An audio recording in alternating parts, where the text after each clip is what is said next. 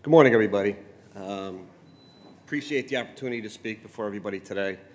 Again, my name is Gary Smalley from Republic Services. We're the garbage guys. We pick up garbage, we pick up recycling. We own some MRFs in the state of New Jersey, transfer stations, landfills. We're the second largest company in the country, about $11 billion a year in sales. Waste management is number one. They're about 12 and a half. But what's $1.5 billion among friends is what I always say, but we're catching up. So this is the impact of China sorting the pandemic on municipal contracts. As we know, there's been a lot of disruption, especially in the last year and a half, 2 years. It's had a severe effect on the hauling industry, is what I call it. And we're going to go through it real quick. I only have 107 slides, so we'll go fast. Again, my name is Gary Smalley. I've been in the garbage business for 46 years. I started working on the back of a truck when I was 18 years old with my wife's father. She's right here. Worked with him summertime when I came back from college. And eventually I wound up going in business with him. Bought him out, grew the business, and I sold to Republic in 2000, November of 2000. Started out as a division sales manager for the company out of South Plainfield. And now I'm the municipal services manager. I cover all of New Jersey and the eastern half of Pennsylvania. I'm not going to get into everything else, but I manage a lot of contracts, a lot of work. So in the last year and a half, this is the perfect storm. China soared. It started really before 2018. Then we had the pandemic. Then we had all the uncertainties and myths associated with the pandemic. Increased recycling volume, contamination, increased solid waste, labor shortages, which, by the way, is a serious problem right now, truck production delays, and disposal issues, and I can get into that a little bit later. So, our challenges and our impacts. COVID affected everything in our business. Garbage, collection, recycling. Everybody was at home. We lost a lot of employees that never came back. Rats, that's an obvious thing, especially on our commercial collections. Saw an infestation of rats and more recently a lot of squirrels. We're actually getting sued right now by a HOA that's blaming us for the squirrel problem. Somebody went into the dumpster and lifted up the lid and a squirrel jumped out and bit him in the face. It's our fault. So, here's our challenges. China soared. And really everybody thinks that China soared, I'm sure everybody's familiar with it, was a political thing. It wasn't a political thing. It was an environmental concern. China was sick and tired of us shipping over crap, basically is what it was. We were sending over contamination that was in excess of 35%, probably 50%. They needed a material so bad that they accepted it.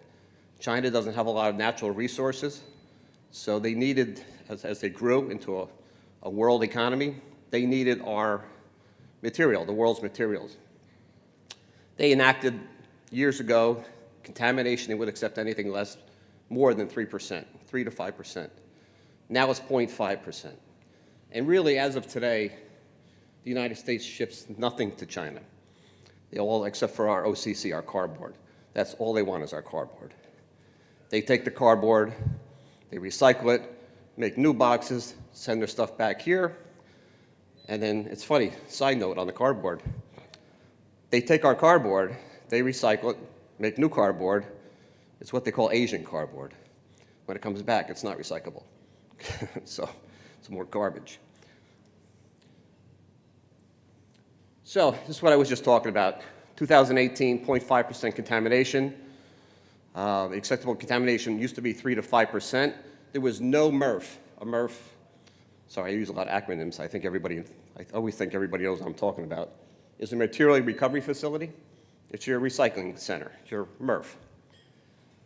There's no MRF in the United States, except for a couple brand new ones, that could reach that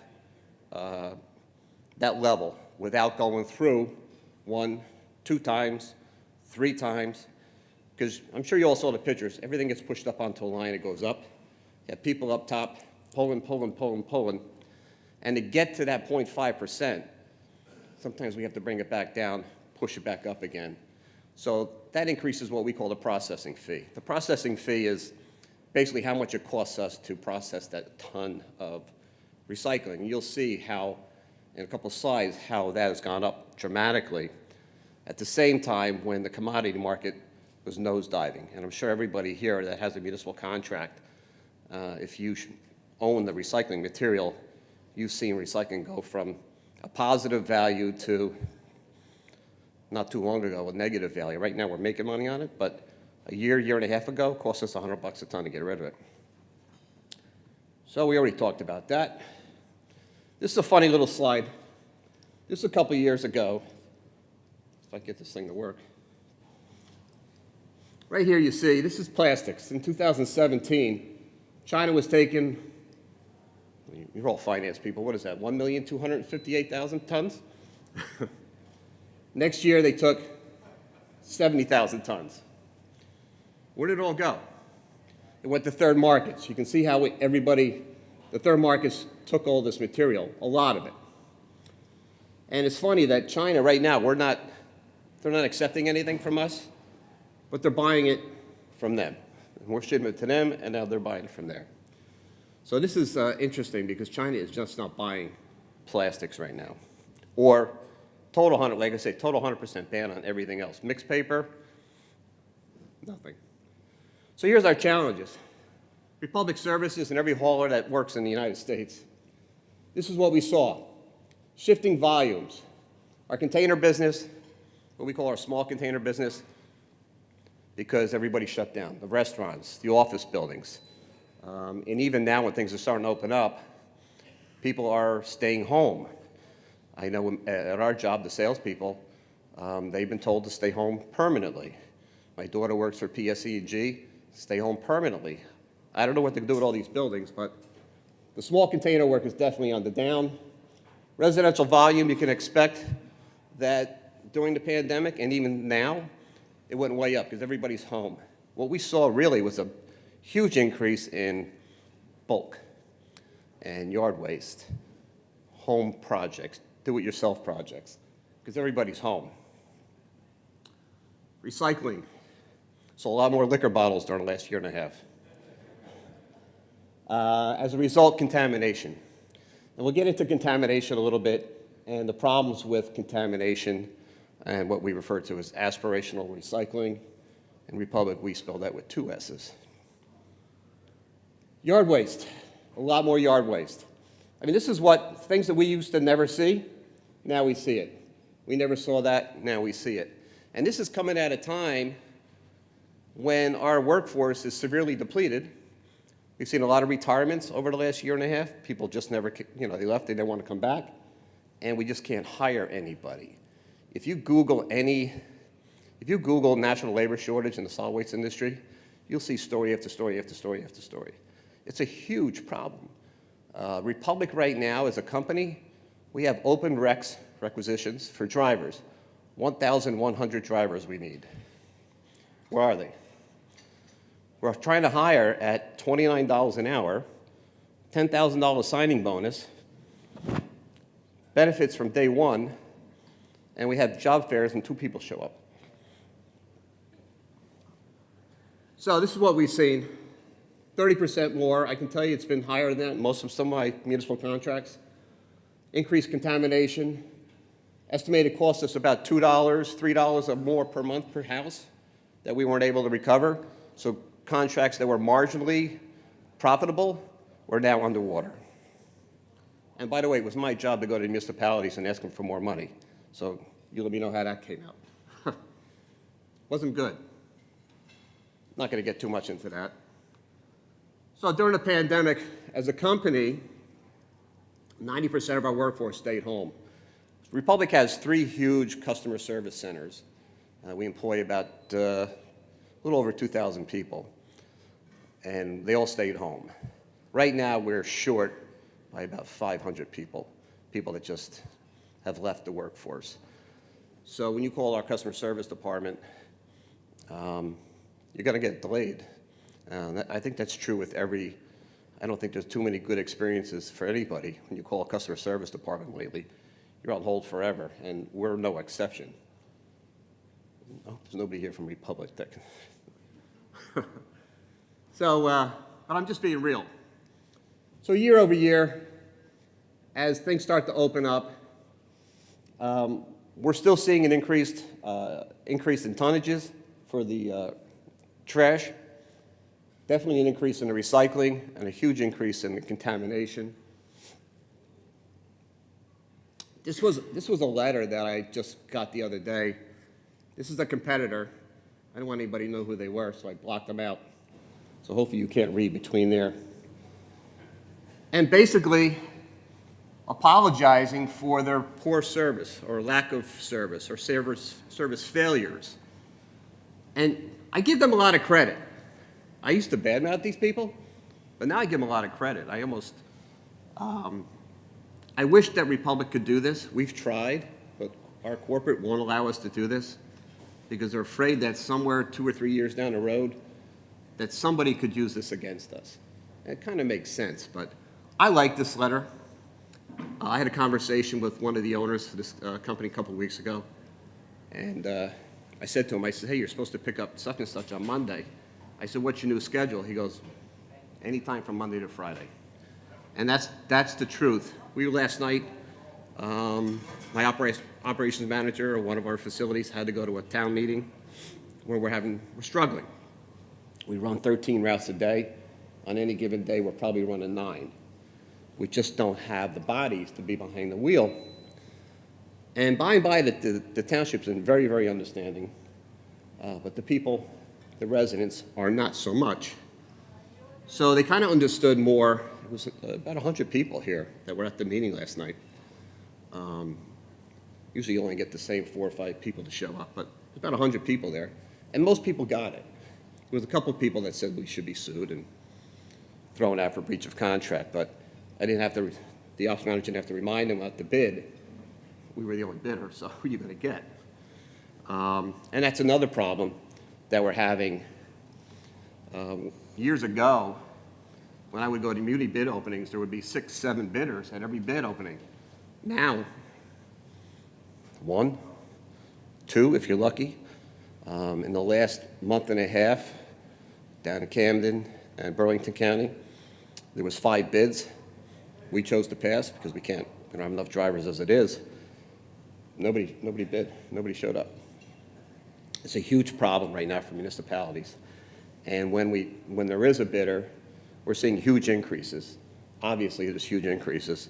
So you need to be prepared for that if you're putting out bids anytime soon for solid waste recycling. So recycling was never free. Everybody thought that recycling was free. In the beginning, there was such a huge market for recycling that the huge profit you made from the sale of recycling, you used that profit to underwrite your collection fees so we could be more competitive and win the bid. Well, things have changed over the year. Oh, this is a cute little video. This is funny. So you'll get a kick out of this. Here we go. There is nothing like a hot cup of tea in the morning. That is until I'm done and I have to decide what to do with my cup. Can I recycle it? Is it a trick question? Yeah, this is a great question. And I just figure you can recycle anything that's cardboard-esque. That's not right. I can't recycle this? Knowing what you can and can't recycle isn't easy. The rules depend on where you live, and there are hundreds of products and materials where the rules aren't always clear. Pizza boxes. I hear that that's not recyclable. I don't know if that's like a legend, an urban legend or something. Paper towels. My roommate and I actually have this discussion where I'm like, I'll throw paper towels in there, and she's like, I don't think you can recycle that, and she'll pick them out. I'm like, I don't know, it's paper. Bubble wrap mailers. I don't know, this is so hard. The confusion means that things that are actually garbage still end up in the recycling stream. About 25% of what Americans try to recycle can't actually be recycled. Waste management experts say what's going on here is something called aspirational recycling. When people are unsure if an item can be recycled, they recycle it because it feels like the right thing to do. And while our intentions are good, this behavior isn't harmless. Even small amounts of contamination can turn entire hauls of otherwise recyclable materials into trash. and the problem has been growing. The rate of recycling contamination more than doubled in the last decade. So why is this happening? Well, it's at least in part due to a major shift in how Americans recycled. Beginning in the 1990s and 2000s, necessarily municipalities agree with this part. implemented single-stream recycling programs. Paper, metal, plastic, and glass no longer needed to be sorted. They could all live in one bin. Communities quickly adopted the practice, and by 2014, 80% of all curbside recycling programs in the US were single-stream. The problem is, there's evidence that when we put all our recycling into one bin, we're more likely to throw trash in there along with it. Take two neighboring counties in Florida, for example. Palm Beach County, where residents must pre-sort their recyclables, had a contamination rate of only 9%, while Broward County's single-stream program had a contamination rate of 30%. Single-stream recycling takes the responsibility to sort off of the individual and shifts it to materials recovery facilities, or MRFs, where trash gets sorted from recycling by machines, but also by workers, who often have to remove waste by hand. Pizza boxes contaminated with grease, electronics that aren't processed at standard recycling facilities, even the likes of Christmas lights, animal carcasses, and bowling balls. In Portland, workers remove thousands of dirty diapers every month. In a perfect world, everyone would just know how to recycle correctly. But short of that, there's something we can all start doing differently right now. Unless you are absolutely sure, don't recycle it. In fact, recycling education campaigns encourage the opposite. When in doubt, the best option may be to throw it out. Most people want to do the right thing, and sometimes the way to be a good recycler is to throw stuff in the trash.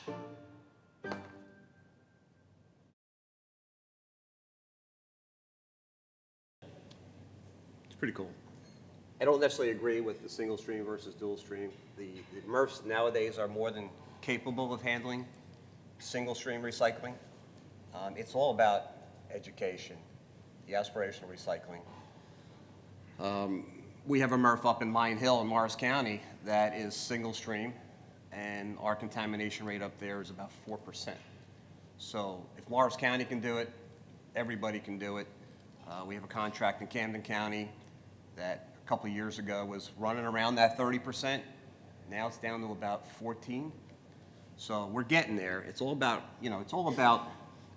education, removing that aspirational recycling. I don't want to spend too much time on this. Everybody realizes what's gone on over the years. We all used to read newspapers. There's always somebody who says, I still read newspapers. Who still reads newspapers? Well, then you're one of the 4 people. Most people get their news on this. Plastic bottles, everybody knows a water bottle. How many times you open up a water bottle and 2 inches automatically squirts all over you? That's because they're made so much thinner now. It takes 92,000 bottles to make the same ton as it did 20 years ago. And that's actually science because they fill it all the way to the top so the bottles don't collapse. So they're able to put it on top and the bottles don't collapse. That's why it's so filled to the top. So then, 2018, China saw. 2019, the markets went right into the toilet. And now we had to deal with COVID. So I'm all going to wrap this up in the end. It all makes sense. Well, to me, it does. So this is what happened in recycling. Like I told you, years ago, the commodity market overrode the price of collection. It should have been $5, but we only charged $2 as an average, because processing was only $60 a ton. Commodities, we were getting $200 a ton for the value of the ton. And residual was only like $25 a ton. So move to 2020, you can see where the industry average now is 3. It should be 7. Right now it's actually a little bit higher. It's around 8. Processing is up to 90. I can tell you at a couple of our MRFs, we're probably around 120, 125. So it's a lot higher than that. The commodity market's $70 a ton. It's a little bit higher than that right now. But residual has gone way up. Contamination is 15, 25%. We're getting better, but it costs more to get rid of that garbage. So at the end, the net value really, the pricing should be around 6.25. That's cost. Should be $625 per unit. We say per unit, that's per house, per resident. So if you have a contract now that's around $3 or $4, you should really budget for that to go up, because not only that, when you throw in the labor shortages and everything else, you're going to see an increase. This is really the recommended business model. It's pretty easy. You get your collection, how much it costs us, the industry, to collect, plus your processing fee, minus residual and commodity values. That's the cost of recycling. It's pretty simple stuff. I can do a bit on the back of a napkin. So, I know a lot of people, I do presentations before the DEP and everything, and I'm on the board of the New Jersey Association of Recyclers. They don't like when I say this. Glass should never be a recyclable material. It's never had a value. Right now it's about minus 20 bucks a ton. But I understand that you get rebated based on tons and what weighs the most. Glass. So it's never going to go away. 1 and 2s, here we go from this to this. People still think this is recyclable. It's not. But this is what's called a number 1 or number 2. Everybody's heard what a number 1 and a number 2 plastic is, but not too many people know how to identify a 1 or 2. And here's a real simple tip. A 1 and 2 is identified if the mouth of the bottle is smaller than the body. That's a 1 or a 2. That's what that is. So we all know contamination, plastic bags. Crying out loud, for years and years and years, I've been screaming about plastic bags. In my town, South Plainfield, sorry, Glenn. They do a really good job of getting the word out about contamination, plastic bags. But I got to tell you, on recycling day, I drive down the street, that's all I see is plastic bags. And the hauler there is not supposed to take them, but he does.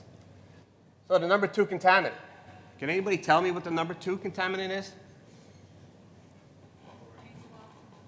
Pizza box? What else did I hear? Bubble wrap? What's that? Wrong. It's moisture. Moisture.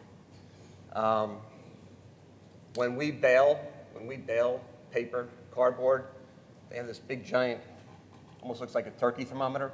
You stick it into the bale, and if the moisture is in excess of a certain percentage, what we have to do is we have to break that bale and mix it with more dry material. If you think about it, if you have curbside recycling and it's not covered, if there's not a lid on top of it, you put it out at night, the moon's bright. I was going to say the sun's shining. The moon is bright. It rains at 3 o'clock in the morning. Guess what? Everything they collected that day is garbage. Has no value. That's why I always push automated recycling with a cart. So, classic examples, yard waste, styrofoam, pizza boxes. I don't care what anybody says. Don't rip the top off, throw it away. Pizza boxes, when you saw that video and an automated recycling, one pizza box that looks like this contaminates the whole cart. Don't put pizza boxes in. I don't care how clean you think it is. Don't put it in there. Food, clothing, plastic bags. That's the huge, and I'm going to show you some pictures here real quick. This is a typical picture of a line. Here's plastic bags. You got to understand the line when it goes up. You have these rollers. It grabs everything. It pulls it up. What happens is these plastic bags get in here, and it creates a smooth surface, almost like a ski slope. Nothing goes up. Look at that. These guys have to get in there. On an average of every 3 hours, we have to shut the line down to pull all this crap out. Bottles and cans supposed to fall through, they can't. See all the bags, the wires, see the clothing? Okay. So that means this thing cardboard is trying not to get doing up what there? it's supposed to do. Right, and the guys are spending Gotta at least shut the 3 line down. hours at the end of the day cleaning it. Well, think about that. The next time everybody puts plastic bags out. That's what's happening. That's increasing your processing costs. That's creating more expense, devaluing that ton. This is a typical load we had a couple weeks ago. This is what we get. This is recycling, people. Look at this, toilet seat. I didn't know you could recycle that. This was a load. Look at this. I don't see anything in here. There's a nice little bobsled thing. It's plastic, plastic, plastic, and more plastic. So this is one of our MRFs that we have, and just a quick little chart. On a given day, using an average of 8 tons on a given day, this was certain loads that came in contaminated, 17.5, 18.2. This cost the MRF almost $2,000 just on these 18 loads. We bring in about 50, 60 loads a day here. So 2,000 tons, it's costing us about $3,000 or $4,000 a day, $5,000 a day in excess disposal costs because of contamination, times 5, times 4.123, times 12. So, like that, huh? We're in Atlantic City. This is what the processing fees cost us. This is the MRF that we use in New Brunswick. Probably everybody's heard of Colgate. It's a third-party MRF we have a great relationship with. In March of 2020, we were charged $92 a ton to get rid of recycling. 92 bucks. Actually, it was about 110 a few months before that. And we can see it going down. September is $5. So things are getting better. There is a value, there is a market for recycling. Well, speaking of Colgate, and this is another huge problem. When you talk about contamination, what starts these fires at MRFs? Batteries, lithium batteries. All the batteries from your laptops, your power tools, people throw them away. It goes in here, it starts fires. Atlantic Coast Fibers, we all know that went right to the ground. This was a couple of weeks ago, one of our facilities in Tinton Falls. This was Las Vegas 2 weeks ago.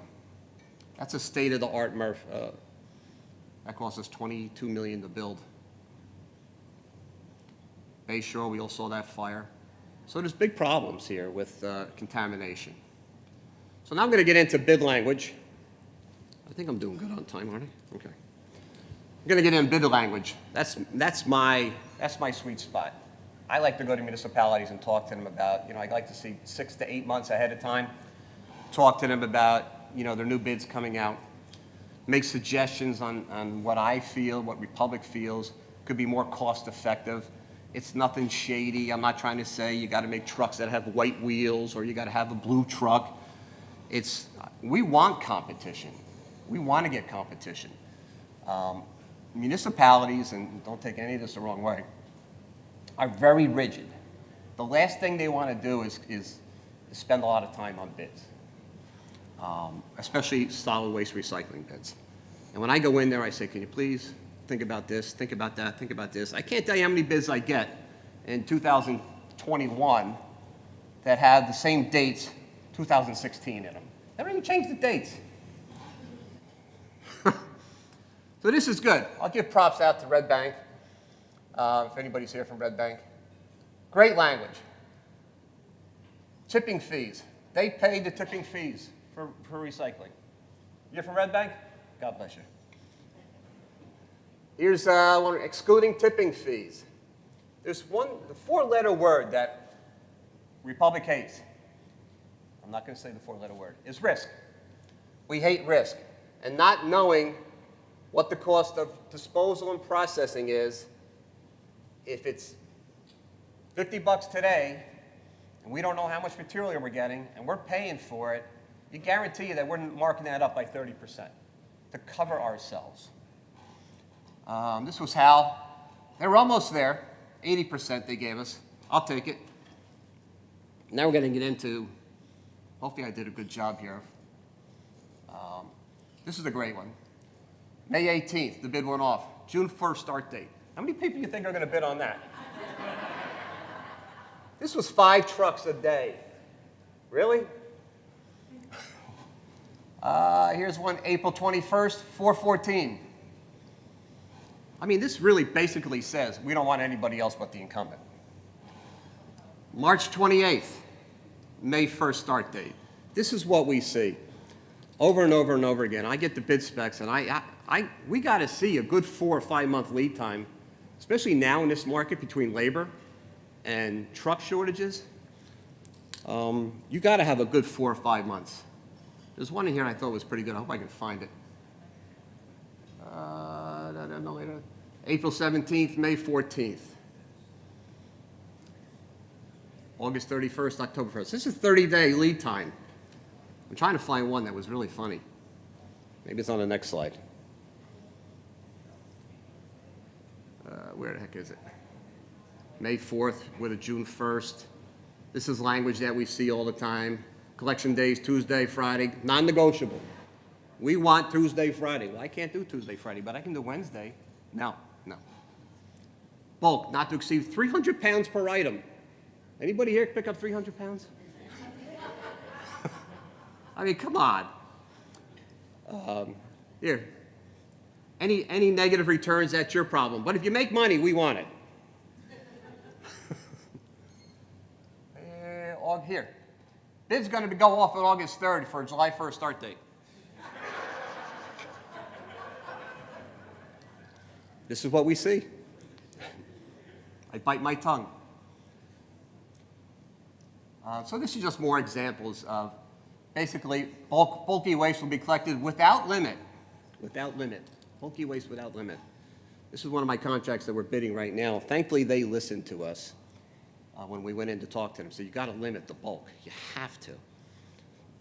And they put out some good options for bulk. So thank goodness to them. So this is kind of hard to read. These are recent bid results. Some of these are in Pennsylvania. Over here, you can see how much they've gone up. 10%, 11%, 200%. Eatontown went up 154%. Frenchtown, anybody here from Frenchtown? No? 125%, 88%. I can tell you we bid on a job in Delran Township. We were the only bidder. We were the incumbent. And we went up 82%. We were losing probably about $200,000 a year on this contract. We went up 80%. And I got a letter from the attorney demanding why we went up so much. And I says, none of your business. So this is what's happening. So expect increases if you have bids coming out. So recycling, easy, 1, 2, 3, before and after. Paper, cardboard. These are the things you want. It's pretty easy. Cardboard, in my mind, cardboard, plastics 1 and 2, aluminum cans, and steel cans. Nothing else. Mixed paper's starting to come back. And everybody always say, I get calls from municipalities. Well, what about a yogurt container? Come on, 1 or 2. Yeah, but if it's clean. And I had a meeting with the recycling manager of a town. I'm not going to say who it was. And said, well, why do we have to clean out the peanut butter jars? Don't you have like a dishwasher at the MRF that can wash them? It's true, this is what I hear. Funny story about contamination. We had a huge contract that we won in Texas. And we put out a letter, the county put out a letter, all about the new recycling collections and whatnot. So the first week of the material coming to our MRF, we started getting an inordinate, that's a big word for after last night, a large number of dead animals. Cats, deer carcasses, dogs, hamsters. We couldn't figure out why until we looked at the letter that the county sent out, now accepting PET.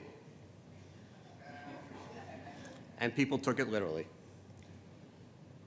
So this is what happens when you recycle cardboard and mixed paper. It goes to this. Cardboard and newspaper can only be recycled maybe 3 times before it loses its strength, and then it becomes garbage. Aluminum you can recycle unlimited number of times. This is what aluminum comes to. Plastic you can recycle unlimited number of times. This is what we're seeing now. A lot of your clothes have plastic in it now, if you ever read your labels. So, in winding down, I'd like to have a little quiz, and I'm just going to throw it out there so everybody just yell out. I want to know what you think. Is this recyclable or not recyclable? No, it's not recyclable. Is this recyclable? No. It is. It is recyclable. It's got to be empty. I can't tell you how many times people throw something away that's half full, and then when we crush it, boom, it goes up. But it is technically recyclable with the lid. Glass? Good, everybody got that right. Batteries? Good. Bubble wrap? I'm going to preface this by saying everything is recyclable, but not as part of the curbside recycling stream. This is called film. It is recyclable, but not as part of the curbside. Everybody gets those Amazon packages nowadays, cardboard on the outside, but the little bubble wrap in the inside. Is that recyclable? It says on the box to take this paper off and then you can recycle it. How about a Cremora bottle? Does anybody buy Cremora? Is that recyclable? Don't be afraid to say yes or no. Technically, yes, but if you read the label, it says to peel off the outside label first. That's called film. A lot of rules. Magazines. Yes. Now. Now, why? Wet, yep. Oh, man, people listening to me.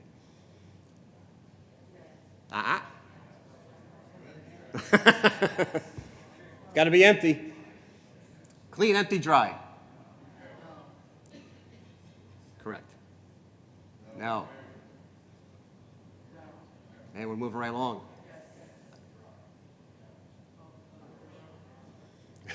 Yes, but not with rope.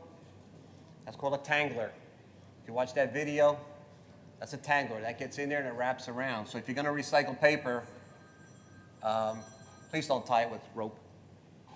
Years ago, I know you used to do that, put it out for the Boy Scouts, but don't do it. Don't tie it up with rope. Yep, it's called a tangler, right? Simple rule of thumb: anything that touches food is not recyclable. Throw it out. Even like those sandwich containers you get at Wawa or Quick Check, throw them out. That's a number 5. There is a market for number 5, but it's so small, it's not worth it. Plus, you got to clean it out.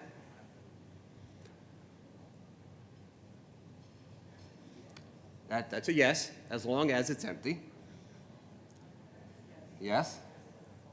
No. I like you. That's all I hear. You're pretty good. Pizza box? No. Phone books? Yes. There's the famous peanut butter jar. Put it in recycle. We'll clean it for you. Technically, the outside part is recyclable, but not the inside. There's a huge market for this type of material as long as it's clean. Like on the production line, if they have a screw up and they come out, not quite sealed, then we can recycle. But no, not if it's coffee there. Yes. Ha. I can't tell you how many times we see this. These are people trying to get shady. Light bulbs. No. Big no. Sorry, Glenn, the other day I was in South Plainfield. Look at it. Pick up your head, Glenn. Pay attention. What am I, like Don Rickles up here? Pick up your head.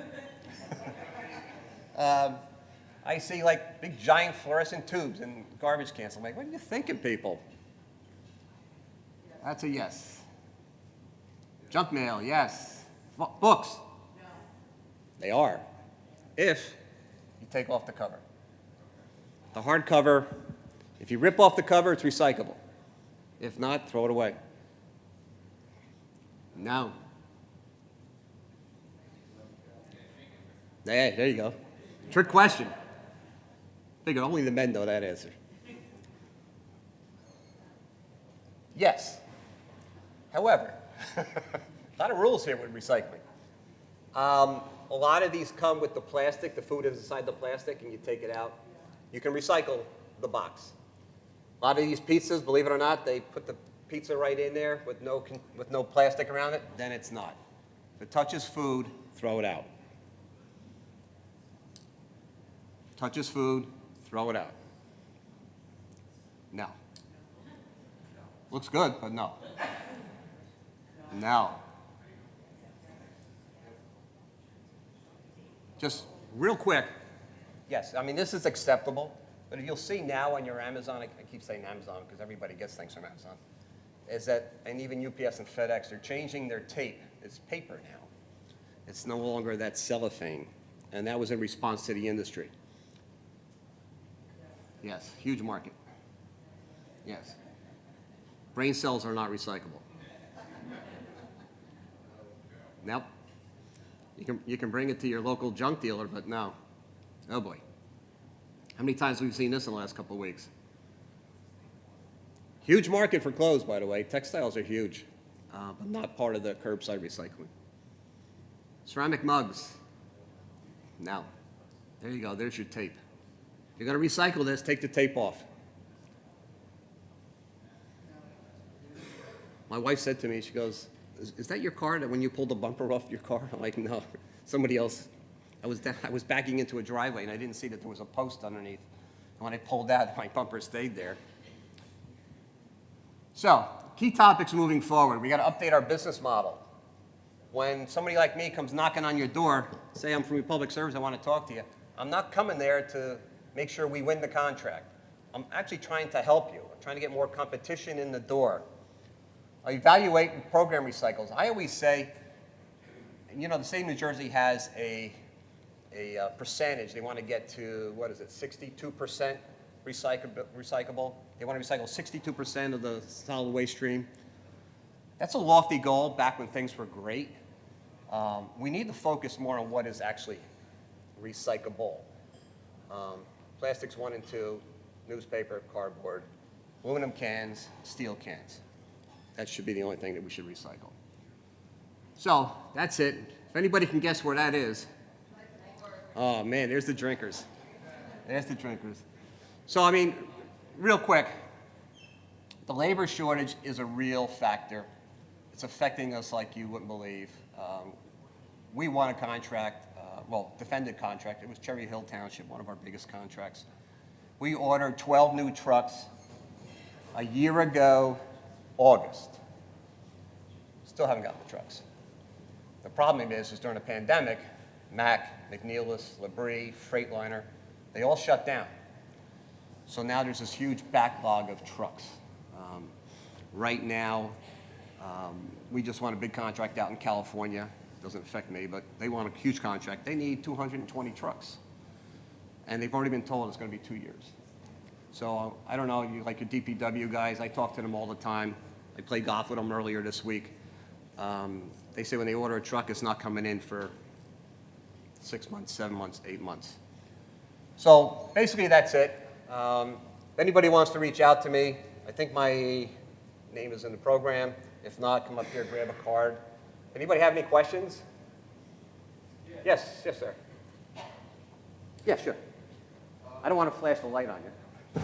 We feel that some of the local haulers have stopped bidding because they segmented the territory, and now they're have no competition, and they're raising the prices.